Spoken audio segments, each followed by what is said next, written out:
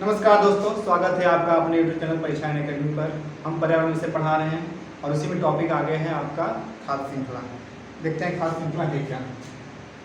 जैसे हम जानते हैं एक क्रम में जो हमारे पर इकोसिस्टम होते हैं, इकोसिस्टम में सभी जीव एक क्रम में श्रृंखलाबद्ध रूप में रहते हैं। जैसे एक का भोज मतलब भोज दूसरा भक्षक बनता है, इस प्रकार से। तो आइए देखते हैं इसका पहले देख लेते हैं कुछ भाषा में।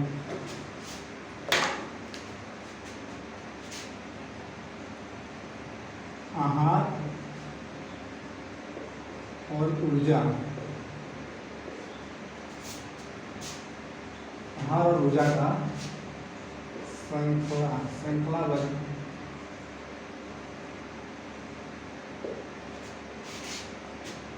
रूप में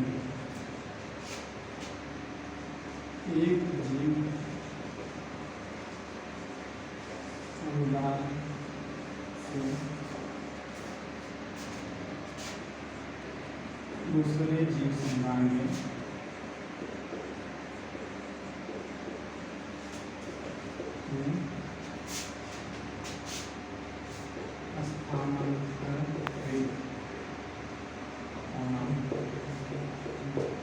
ये हमारा खाद्य श्रृंखला है। इसमें हम देखते हैं कि जो हमारा तंत्र है उसमें जो जीव होते हैं, जैसे पहले जो उत्पादक है उसको उपभोग करने के लिए प्राथमिक उपभोक्ता होते हैं, फिर उसको उपभोग करने के लिए द्वितीय उपभोक्ता होते हैं, फिर उसको उपभोग करने के लिए तृतीय उपभोक्ता होते हैं, फिर उसके बाद एक अपभोषण करता है जिसमें आते हैं कवक, फंजाई, बैक्टीरिया, सब। तो ये सब मिलकर एक चैन के रूप में अपना निर्माण करते हैं। इसी को हम एग्जाम्पल में देखते हैं। पहले हम देखते हैं चारागाह का। चारागाह में कैसे मतलब चैन बनता है इकोसिस्टम में।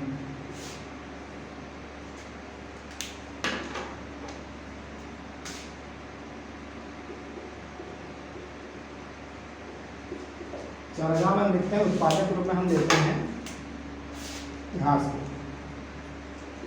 फिर इस घास का भक्षण करने के लिए टिड्डा आएगा।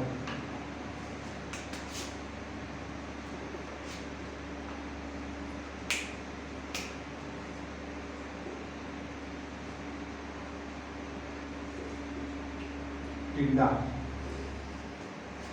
अब टिड्डा के आगे इस तरफ प्राथमिक उपभोक्ता है, इसको टिड्डा कौन खाएगा? हम बात करते हैं मेढक की। टिड्डा को मेढक खाता है।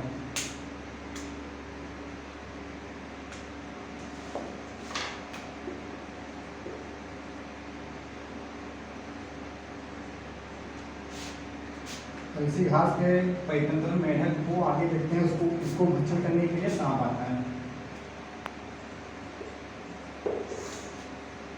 सांप के आगे जब हम देखते हैं सांप को खाने के लिए बाज। ये एक श्रृंखला रूप में देखिए चारागाह में जैसे हम देखते हैं कि पहले प्राथमिक उपभोक्ता में हम उत्पादक हमारा घास है, उसके बाद उसको उपभोग करने के लिए प्राथमिक उपभोक्ता टिड्डा आएगा। टिड्डा को खाने के लिए द्वितीय उपभोक्ता में मेढक आता है, फिर मेढक को खाने के लिए आएगा सांप, सांप को खाने के लिए बाज आता है। तो ये हमारा चारागाह का एक मतलब खास श्रृंखला बनता है इकोसिस्टम। तो बात करते हैं हम जल में। जल में सब तालाब में देखते हैं।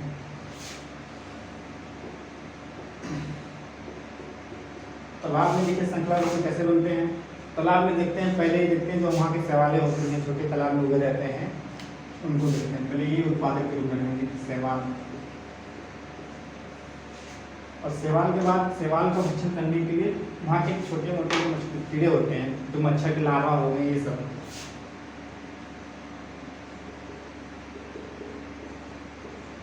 मच्छर के लार्वा, फिर इनको खाने के वहाँ के छोटी मछलियाँ, लार्वा मच्छर को खाने के लिए छोटी मछलियाँ आती है।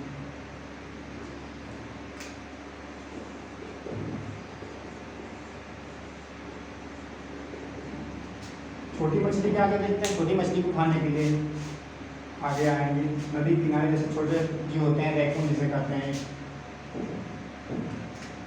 वो खाएंगे।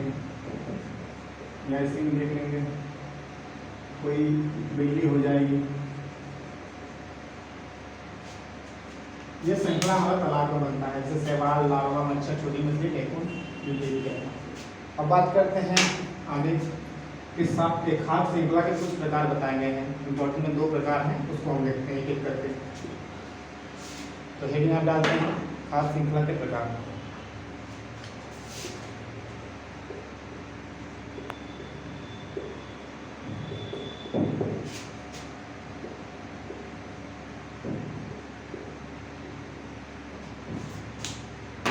इसमें दो भाग में हम बांट देते हैं। पहला है चालन खाद्य श्रृंखला।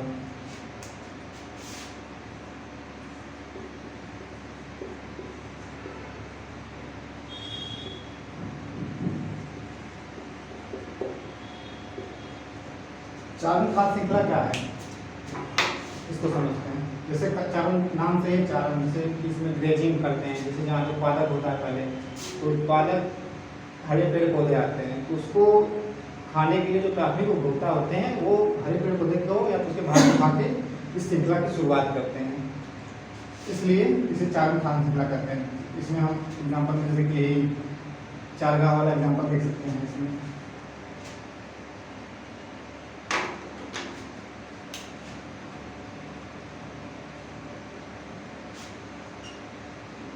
घास को खरगोश को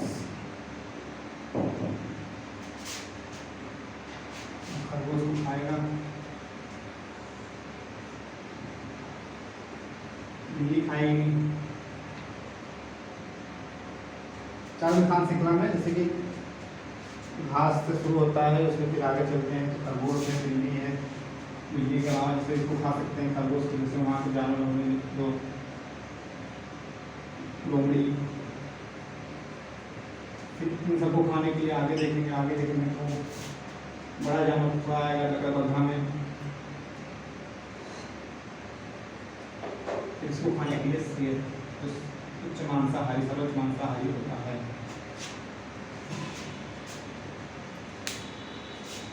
ये तो चारण खाद्य श्रृंखला होगा। दूसरा प्रकार जो हम बात करते हैं दूसरे प्रकार की, उसे हम अपघटक खाद्य श्रृंखला या अपरद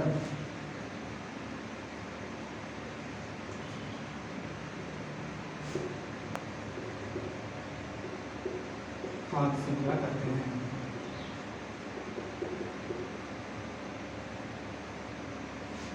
अपघटन अपरद खाद्य श्रृंखला मतलब कि नाम से ही अपघटन करने वाले जैसे हम देखते हैं कि हमारे जो सड़े गले पदार्थ होते हैं उनको भक्षण करने के लिए वहाँ पे जो सूक्ष्म कीट होते हैं जिसे हम स्प्रिंग टेल कहते हैं, वो आएंगे उनको खाने के लिए। वहाँ की मकड़ियाँ मांसाहारी रूप में आती हैं। ये मतलब अपघटन करता है खाद्य श्रृंखला शुरुआत करते हैं। इसी पर गिरते हैं पॉइंट में।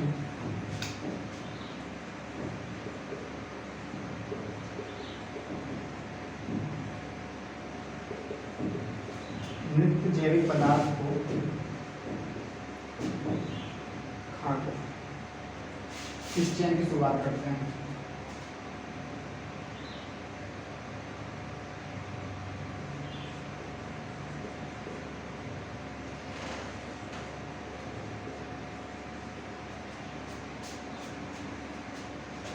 और इसमें जो चारण खाद्य श्रृंखला इसमें आप ले लीजिए ऊपर ही,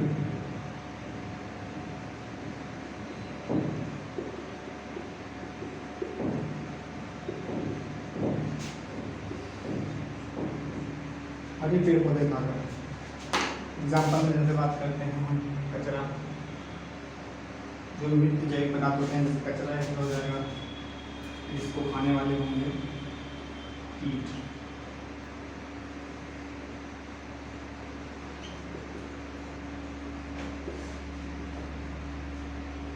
स्प्रिंग टेल छोटे मोटे कीट होते हैं, इनको खाएंगे मकड़ियाँ, मांसाहारी होती हैं। ये तो खाद्य श्रृंखला के प्रकार हो गए। तो बात करते हैं खाद्य जाल, फूड वेब।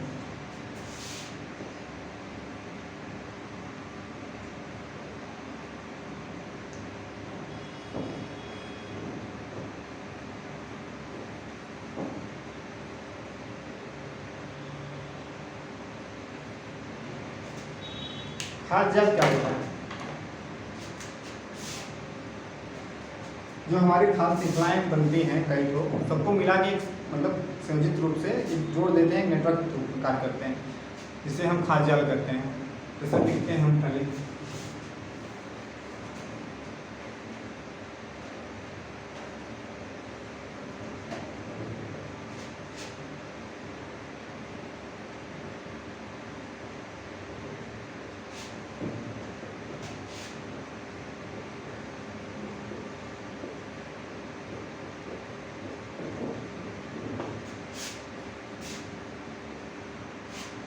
सभी प्रकार की खाद्य श्रृंखलाओं का आपस में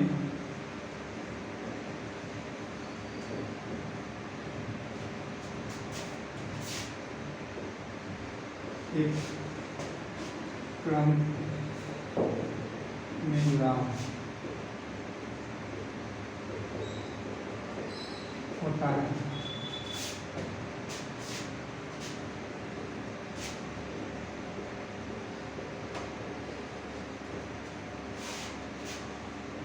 जो एक जाल जैसे बने होते हैं।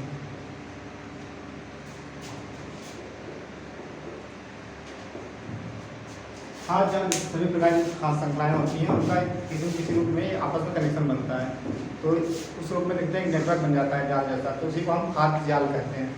इसमें एग्जाम्पल में जैसे देखते हैं हम, कोई पौधा है, इस पौधे को खाने के लिए खरगोश होगा, बकरी होगी, हिरन होगा। अब इसमें देखते हैं हम कि खरगोश को कौन खाएगा। खरगोश को बिल्ली खाएगी, इसको खाएगा, लोमड़ी भी खाएगा।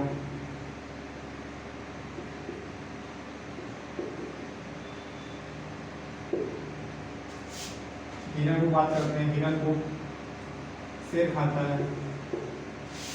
बकरी को भी यहाँ पे आगे बात करते हैं तो लोमड़ी,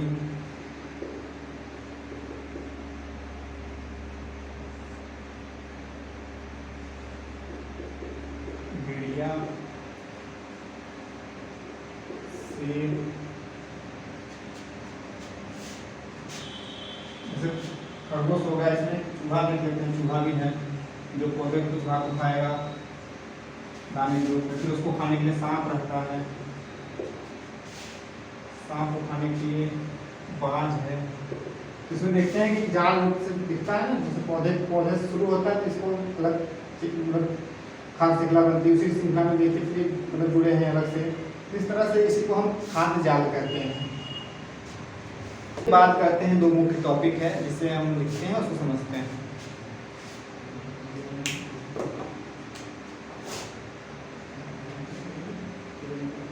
जैव संचयन, इसे बायो एक्युमुलेशन कहते हैं इंग्लिश में।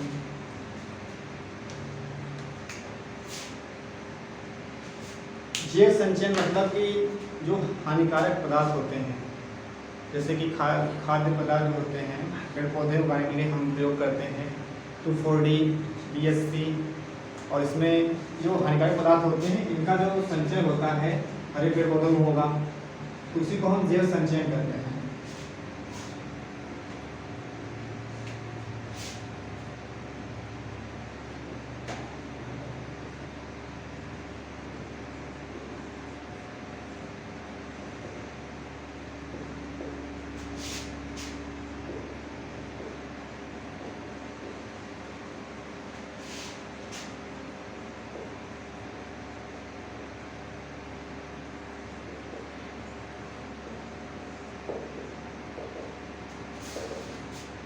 हानिकारक पदार्थ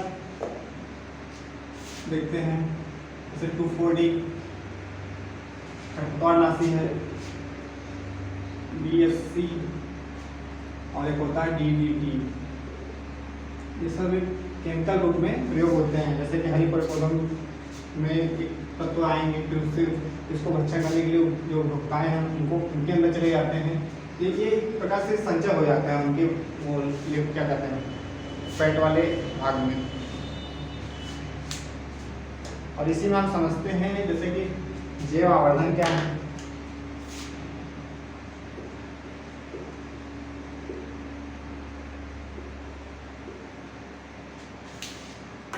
बायोमैग्निफिकेशन इसमें इंग्लिश में कहते हैं। यही प्रक्रिया जो संचय हो रही है इसको हम जब ये हरे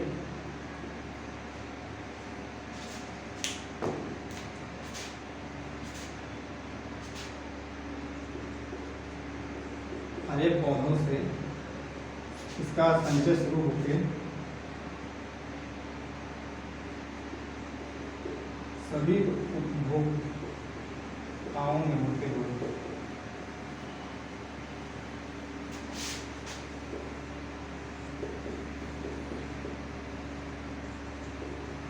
सबसे ऊपर पहुंच जाता है।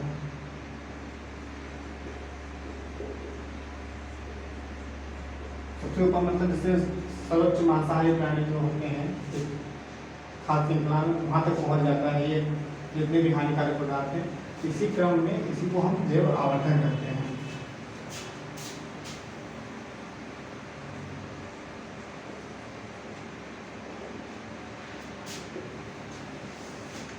ये इसका पाचन नहीं हो पाता, ये उपापचयी होते हैं। इसका अनिम्नीकरण करके ये आगे मतलब क्रम में बढ़ते रहते हैं। चलिए आगे देखते हैं। टॉपिक है हमारा पाचकीय पिरामिड। क्या ये समझते हैं क्या है? पहले देखते हैं इस शब्द का प्रयोग सर्वप्रथम। ये शब्द है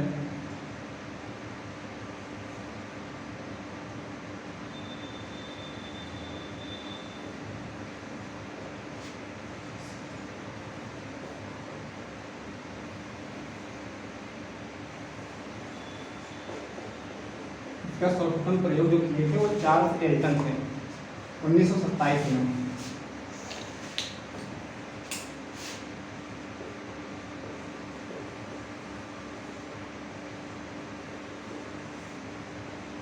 इस शब्द का प्रयोग किए थे, इसलिए इसको हम एल्टोनियन पिरामिड कहते हैं। पारिस्थितिक पिरामिड होता क्या है? पारिस्थितिक पिरामिड जैसे हम देखते हैं कि जो हमारे ये सभी इकोसिस्टम में ये उपभोक्ताएं, उत्पादक, ये सब चीज़ हैं, इनको जब हम एक चित्र में जो एक मतलब आंकड़े के रूप में देखना चाहते हैं तो उसमें देखेंगे तो एक पिरामिड बनता है। इसी को हम पारिस्थितिक पिरामिड कहते हैं। तो पारिस्थितिक पिरामिड में देखते हैं कि कई प्रकार के होते हैं। एक एक करके देख लेते हैं चार्ट पे। एक पिरामिड होगा संख्या का पिरामिड, और एक पिरामिड होगा भाग, जैव भाग, बायोमास, और एक होगा ऊर्जा का पिरामिड। तीन पिरामिड बनते हैं जैसे कि प्रकार में बांटा गया संख्या, जैव भाग, ऊर्जा। और इसमें हम देखते हैं जैसे इसमें उल्टा सीधा बनता रहता है। तो ऊर्जा का पिरामिड बनता है वो हमेशा सदैव सीधा बनता है, लेकिन इसमें उल्टा भी बनता है, सीधा भी बनता है, और इसमें भी उल्टा और सीधा दोनों बनता है। तो बात करते हैं संख्या पिरामिड। जैसे हम देखते हैं कि हमारे जितने भी इकोसिस्टम पर क्या कहते हैं, एक खाद्य श्रृंखला में हरे पेड़ पौधे और तो उपभोक्ताएं होंगे, इन लोगों की संख्या के हिसाब से पिरामिड बनता है। तो इसमें हम देखते हैं कौन सा सीधा बनेगा, कौन सा उल्टा। तो बात करते हैं सीधा पिरामिड का। तो सीधा पिरामिड बनता किसमें है? सीधा पिरामिड बात करते हैं तो जल में, तालाब, जैसे तालाब होगा, तालाब में जो पिरामिड बनेगा उसका सीधा होगा, और घास का मैदान जो होगा उसका सीधा बनेगा। एग्जाम्पल में देखते हैं।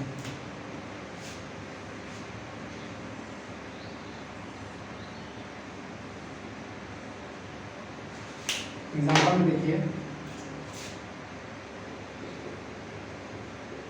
सीधा पिरामिड बनेगा।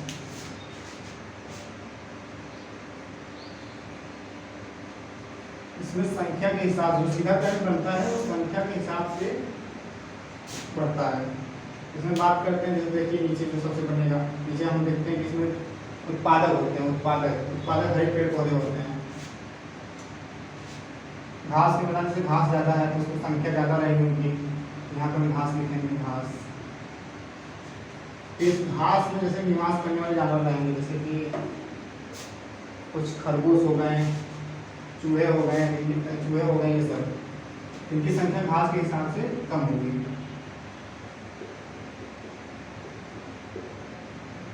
फिर इसके ऊपर देखते हैं जो दूसरे को उपभोक्ता बनते हैं, खरगोश को खाने वाले, इनकी संख्या कम होती है। इनको खाने के लिए जो रहेंगे वहाँ के जानवर आसपास के, बिल्ली। फिर उस क्षेत्र में घास के मैदान में बिल्ली के ऊपर जो रहेगा, जैसे कोई जानवर आ गया, जैसे भेड़िया, बकरी। इसमें हम देखते हैं कि इनकी संख्या घास में जैसे ज़्यादा संख्या रहेगा, फिर उसके बाद खरगोश की संख्या कम हो जाती है। संख्या पिरामिड कहाँ बनता है? इसमें आप एग्जाम्पल लिखेंगे,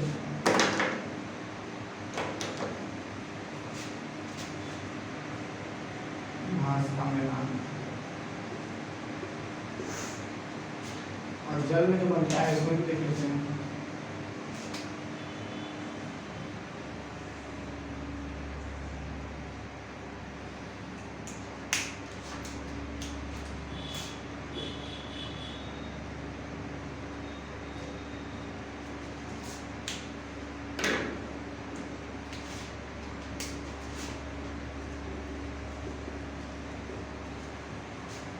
इसमें तालाब में देखिए जैसे जो शैवाल होते हैं, शैवाल प्लैंकटन इसे करते हैं, ये सब ज़्यादा संख्या में रहती हैं, इनकी संख्या ज़्यादा रहती है। तो यहाँ उत्पादक में हम लिखेंगे शैवाल। अब शैवाल में देखते हैं इसको खाने के लिए जो आते हैं वहाँ पे प्लैंकटन को खाने के लिए जो छोटे छोटे जीव होते हैं जिसे हम जो प्लैंकटन कहते हैं।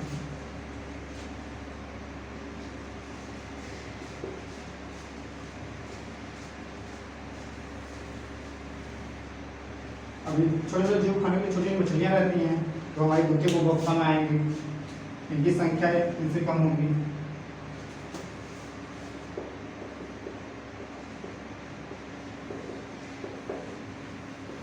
तो छोटी मछलियाँ खाने के लिए जो बड़ी मछलियाँ रहती हैं उस तालाब में वो उनकी संख्या इनसे कम होगी।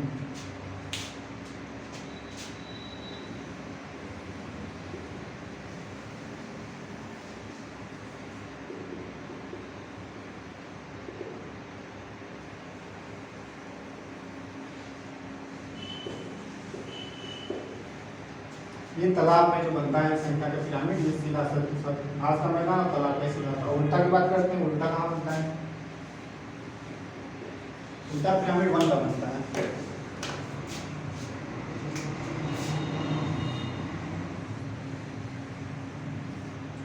क्योंकि इसमें इनकी संख्या घटती रहती है, इसे 1 से शुरू करते हैं उत्पादक में।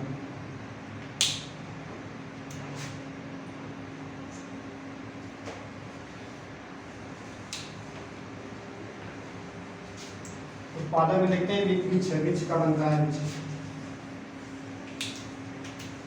उल्टा पिरामिड विच का बनेगा, तो विच में जैसे कि विच होगा पेड़।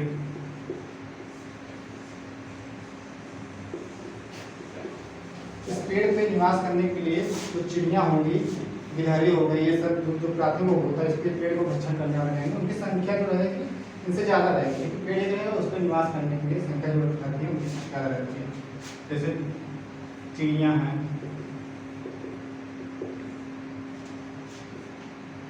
गिलहरी, ये सब। और इस पे जो देखते हैं कि चिड़िया है, चिड़िया के ऊपर जैसे कुछ परजीवी रूप में रहते हैं, पिस्सू जिसे कहते हैं पिस्सू, वो उनकी संख्या इनसे ज़्यादा होगी। बीच पे रहते हैं तो चिड़िया के ऊपर पाई जाती है, उनकी संख्या ज़्यादा होगी।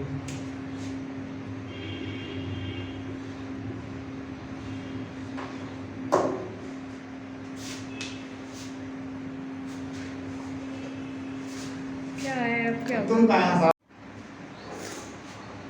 अब बात करते हैं संख्या में उल्टा पिरामिड। उल्टा पिरामिड कहाँ पर बनता है? उल्टा पिरामिड बनता है 1 में। तो बनाते हैं।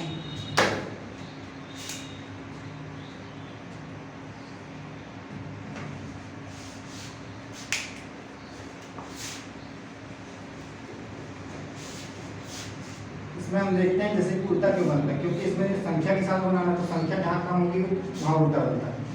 तो नीचे हम देखते हैं, बात करते हैं 1 की। 1 पिरामिड बनता है उल्टा बनता है संख्या का। इसमें जो उत्पादक में रहेगा वो पेड़ रहेगा, तो पेड़ की संख्या एक ही मानते हैं। तो उस पेड़ पर निवास करने के लिए उसको उपभोक्ता होते हैं, उनकी संख्या पेड़ की संख्या से ज़्यादा है, इसलिए हम उसको ऊंचाई बढ़ते हैं तो ऊपर जाते हैं तो बढ़ते हैं उनकी संख्या। पेड़ के बाद आएंगे इस पर निवास करने वाली चिड़िया, गिलहरी। अब बात करते हैं इनके ऊपर जो उपभोक्ता उनको उनकी संख्या इनसे ज़्यादा हो, जैसे जो होते हैं परजीवी पाए जाते हैं, उनके ऊपर निवास करते हैं परजीवी।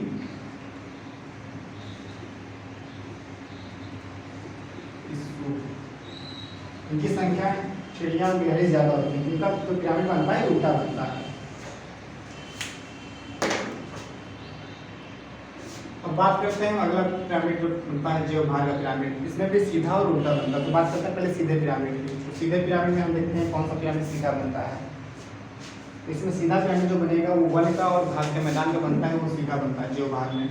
और जीवभार जैसे हम देखते हैं समस्त जो ये खाद्य श्रृंखला में जितने भी घटक होते हैं, उत्पादक उपभोक्ता, इनके पूरे संपूर्ण सकल भार को हम एक पिरामिड में दर्शाते हैं।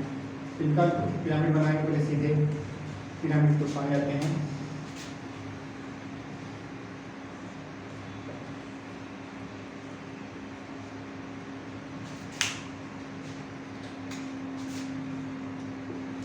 वन ओवर घास का। अब इसी जीवभार में जो उल्टा पिरामिड बनता है,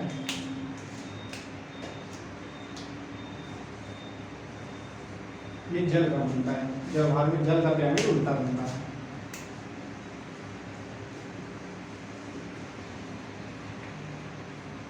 जल में तालाब, सागर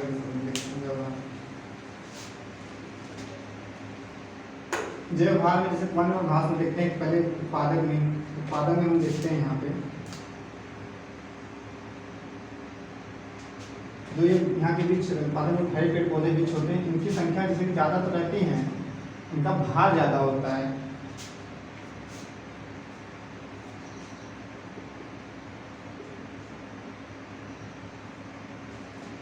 इनका वजन ज़्यादा होता है, इसलिए ये सीधा नीचे से शुरू होते हैं। और फिर उसके बाद इनको उपभोग करने वाले जो प्राथमिक उपभोक्ता में आते हैं, जैसे कि वहाँ पे निवास करते हैं जानवर, जैसे हिरण हो गए, बंदर, ये सब। फिर इनकी संख्या जो होती है इनसे कम होगी। इनके भार की बात करते हैं तो इनकी जो भार होगी संख्या, सॉरी, जो भार है इनका, हिरण और बंदर, पेड़ पौधे के भार से इनकी संख्या इनकी कम होती है, इसलिए ऊपर सीधा बन रहा है। फिर ऊपर जाते हैं, देखते हैं हिरण और बंदर के ऊपर इनको उपभोग करने के लिए जो जानवर होते हैं मांसाहारी, शेर, इनकी संख्या वहाँ पर निवास करेंगे जंगल में तो कम रहेंगी, क्योंकि सबसे ज़्यादा पेड़ पौधे होंगे, फिर वहाँ पर संख्या में सबसे ज़्यादा हिरण बंदर होंगे, फिर उनकी संख्या वहाँ पर देखेंगे उनसे कम शेर और बाल रहेंगे। भार जो होते हैं इनके वेट में जीवभार का पिरामिड सीधा बनता है। बात करते हैं तालाब में बात करते हैं तो इनका जो भार होता है इस हिसाब से देखते हैं तो ये उल्टा प्रदर्शित होता है। जैसे उत्पादक में हम देखते हैं यहाँ की जो चराल होती हैं, जिसे हम प्लैंकटन कहते हैं,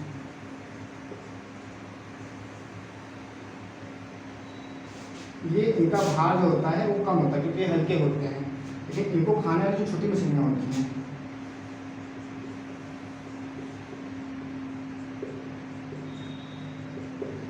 इनका भार प्लैंकटन से ज़्यादा होता है, इसलिए ये उल्टा पिरामिड है। और फिर इसके बाद छोटी मछलियाँ खाने वाली बड़ी मछलियाँ आती हैं, उनका भार जो होता है वो छोटी मछलियों से ज़्यादा होता है।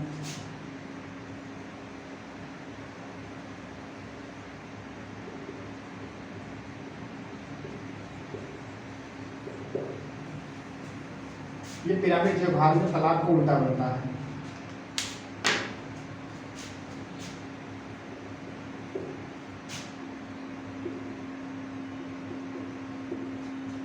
अब हम आगे बढ़ते हैं, ऊर्जा का पिरामिड देखते हैं। ऊर्जा का पिरामिड क्या है? जैसे कि जो हम सभी इकोसिस्टम में विभिन्न प्रकार के जीवधारी जो भी हैं, इनके जो ऊर्जा की बात करते हैं, तो ये ऊर्जा पिरामिड सदैव सीधा बनता है। जो उपभोग करते हैं ऊर्जा कंज्यूम कर रहे हैं, जैसे भोजन, उसके बाद ऊर्जा प्रयोग कर रहे हैं, इसमें एक मतलब सीधा एक पिरामिड बनता है। इसको समझते हैं।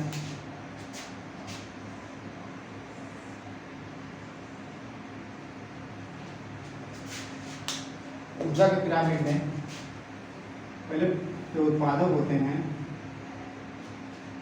एग्जाम्पल जैसे उत्पादक में हम पेड़ पौधे लेते हैं, इनका भार अगर 1000 कैलोरी है, भार नहीं ऊर्जा, सॉरी, इनके पास 1000 कैलोरी ऊर्जा है, तो ये जब ऊपर स्थानांतरित होता है, इनकी मतलब इनको भक्षण करने के बाद इनको उपभोक्ता जो आएंगे जानवर,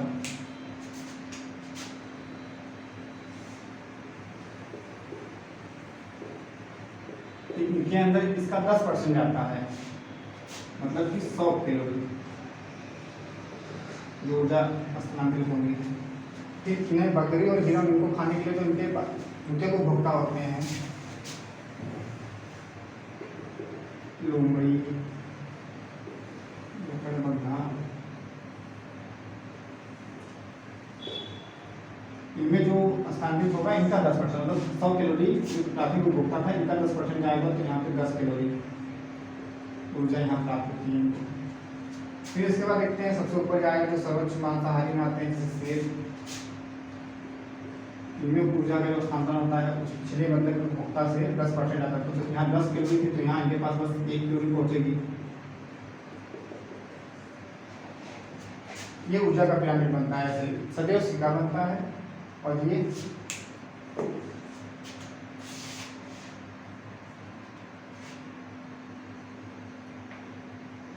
वन करता है।